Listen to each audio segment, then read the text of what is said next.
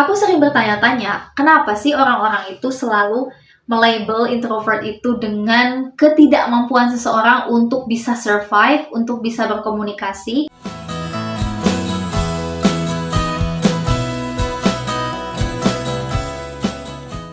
Hai, oke, ini video pertama aku yang bakal ngomongin soal leadership.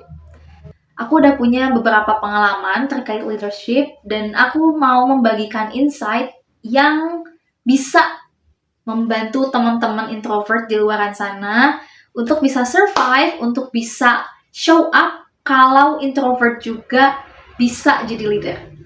Nah, teman-teman sering dengar gak sih kalau ternyata stereotip di masyarakat itu belum hilang? Stereotip mengenai introvert gak bisa apa-apa, introvert gak bisa berkomunikasi, introvert gak bisa sukses, introvert gak bisa bangun relasi, dan berbagai macam stereotip negatif terhadap introvert.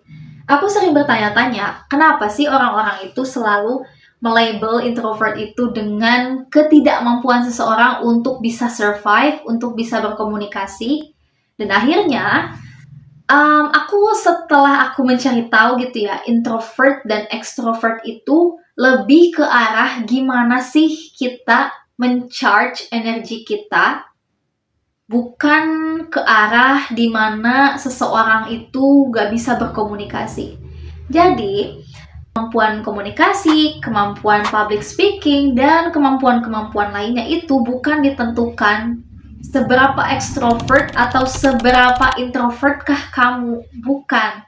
Tapi kemampuan-kemampuan itu bisa kita asah, bisa kita improve lagi selagi kita mau belajar. Oke, dimulai dari pengalaman aku menjadi seorang leader, tapi sebagai introvert gitu ya.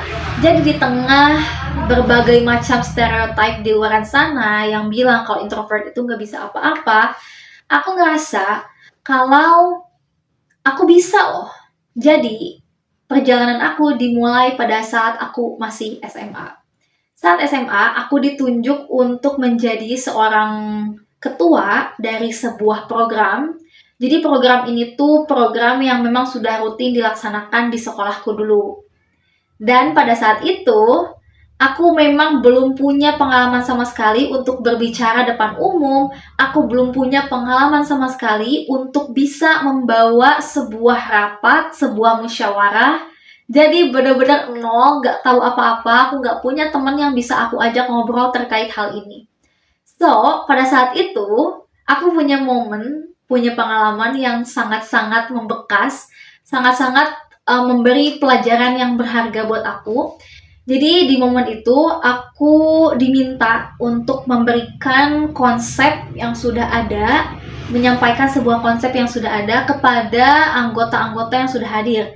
Jadi ada OSIS, lalu ada alumni-alumni yang memang membantu program itu terlaksana dengan baik. Nah, aku diminta untuk menyampaikan karena aku sebagai ketua, tapi pada saat itu aku nggak bisa apa-apa. Aku nggak tahu gimana pertamanya ngomong, aku nggak tahu gimana sih cara membuka sebuah musyawarah, aku nggak tahu gimana cara aku menyusun kalimat secara runtut, aku nggak tahu apa-apa, bener-bener nol. So, apa yang aku lakukan saat itu? Ya, aku ngelempar pekerjaan aku ngelempar tanggung jawab aku itu kepada kakak kelas yang memang sudah terbiasa untuk membawakan sebuah ide. Gitu. Jadi, pada saat itu aku berpikir, kok aku bisa sampai minder banget ya? Nah, setelah saat itu aku melakukan sebuah refleksi terhadap diri sendiri. Aku tanya ke diri aku sendiri, loh, kok kamu ngerasa minder sih? Ngerasa kayak kamu tuh gak bisa apa-apa. Dan ternyata setelah aku gali lebih dalam lagi, aku ngerasa minder itu karena aku ngerasa gak punya kapasitas apa-apa. Aku ngerasa gak punya kemampuan apapun yang bisa aku banggakan kepada masyarakat, kepada orang-orang di sekitar aku. So, yang aku lakuin adalah, jadi bukan aku mundur ke belakang ya, bukan aku minder terus aku udahlah aku gak mau lagi jadi pemimpin, enggak. Tapi gladly gitu ya, pada saat itu aku berpikir gimana caranya aku bisa meningkatkan self esteem aku bisa meningkatkan kapasitas diri aku. Dan pada saat itu langkah pertama yang aku mulai adalah belajar komunikasi efektif. Lalu aku juga belajar gimana sih caranya aku bisa menyampaikan sebuah ide tanpa terkesan menggurui. Pokoknya aku benar-benar belajar gimana cara berkomunikasi secara efektif. Mulai dari pemilihan kata, mulai dari gesture yang aku pakai, dan sampai ada di titik aku harus berbicara di depan umum, di atas podium, dan itu membuat aku gemeter parah. Dibayangin aja, aku nggak pernah ada kesempatan untuk bisa berbicara depan umum seperti itu. Lalu pada saat ada kesempatan, aku gemeter parah. Tapi perjalanannya nggak cukup sampai di situ. Aku belajar untuk push dari aku, untuk bisa memperluas zona nyaman aku, agar aku bisa ngomong depan umum dengan lancar. Jadi pada saat itu aku berpikir, aku harus ambil kesempatan yang lebih besar lagi biar diri aku terus berkembang. Dan ada momen aku menjadi pemimpin, ini kedua kalinya aku memimpin. Jadi pada saat aku masuk kuliah, aku memimpin sebuah komunitas paduan suara. Terlepas dari berbagai macam alasan yang ada saat pemilihan ketua ini, tapi pada saat itu aku bilang ke diri aku sendiri, oke, mungkin sekarang aku belum bisa. Tapi kalau misalnya kamu ambil kesempatan ini, kamu bisa belajar lebih banyak. So, yang aku lakukan adalah ambil kesempatan itu menjadi ketua komunitas, dan aku berusaha untuk menjadi seseorang yang lebih baik lagi. Jadi pada saat itu, karena aku sudah punya bekal nih waktu aku SMA, aku mulai belajar untuk bagaimana sih jadi pemimpin yang baik itu. Lalu aku sering banget nih searching, aku searching di internet, aku cari tahu gimana sih caranya jadi pemimpin yang baik.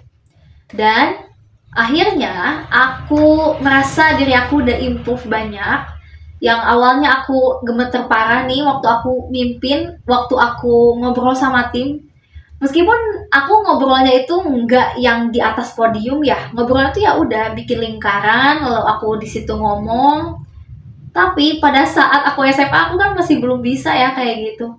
Tapi alhamdulillahnya waktu aku udah kuliah memimpin komunitas ini, aku udah bisa. Meskipun pada saat ada kesempatan untuk sertijab, aku diminta untuk naik ke atas podium, aku menyampaikan sambutan aku. Di situ aku masih ngerasa gemeter parah sih. Dan aku emang harus untuk improve lagi soal itu. Cuman di sini yang mau aku highlight adalah sekecil apapun progresnya, berarti kamu tuh udah bertumbuh gitu. Jadi jangan sampai kamu itu membiarkan diri kamu tidak mendapatkan pujian dari diri kamu sendiri karena kamu udah improve, meskipun kecil ya improve-nya itu, tapi itu sangat-sangat bermakna. Jadi jangan pernah remehkan. Kayak yang selanjutnya, aku diminta untuk memimpin sebuah yayasan. Nah, ini sebenarnya udah masuk ke tahap yang lebih tinggi lagi.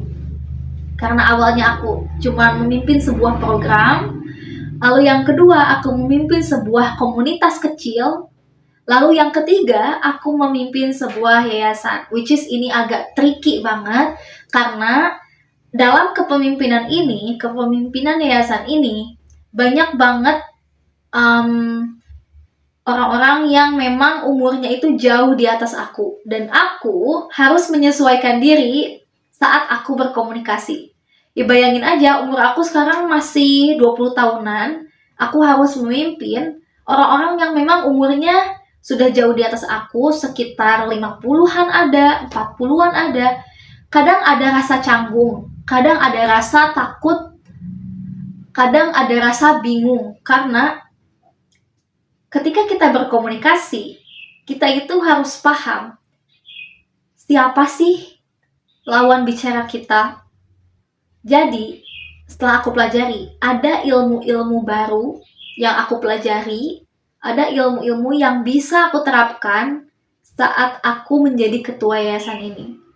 Dan aku yakin kalau seorang manusia itu ditempatkan di sebuah tempat dan dia terpaksa untuk melakukan sesuatu, dia akan melakukan sesuatu itu karena terpaksa. Tapi itu bagus. Dan ini tuh sama dengan